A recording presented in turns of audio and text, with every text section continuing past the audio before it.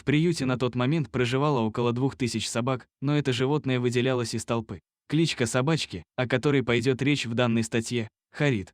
Когда все животные играли и резвились, она вжималась в угол и беспомощно тряслась. Она даже не была похожа на животное, а больше напоминала статую. Мордашка собачонки всегда отличалась грустным выражением. Также, у нее была неухоженная облезлая шерсть, вернее ее остатки. У каждой собаки, живущей в приюте, разная судьба. И попали они в приют по-разному, но никто не оказался в нем от хорошей жизни. Одни песики попали под отлов, других успели вытащить прямо из машины, которая везла животных на бойню. Хозяйкой этой организации является одна из спасительниц животных. Маленькую Харит обнаружили в конце весны, она сидела в одном из заброшенных зданий. Малышка вжималась в угол, словно хотела защитить себя и спрятаться от всего мира. Когда владелица приюта увидела кроху, она протянула ладонь, чтобы погладить собачку. Харит сидела, испуганно смотрела на незнакомого человека и боялась пошевелиться. Было понятно, что животному необходима помощь, иначе бедолага пропадет.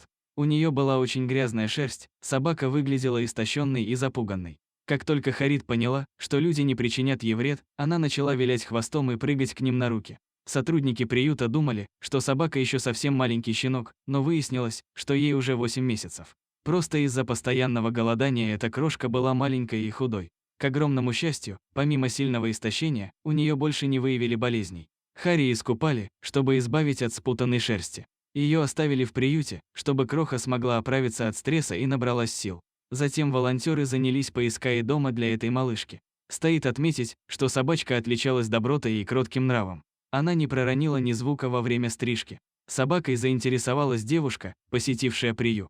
Эта грустная малышка растопила ее сердце, и посетительница забрала ее в свой дом.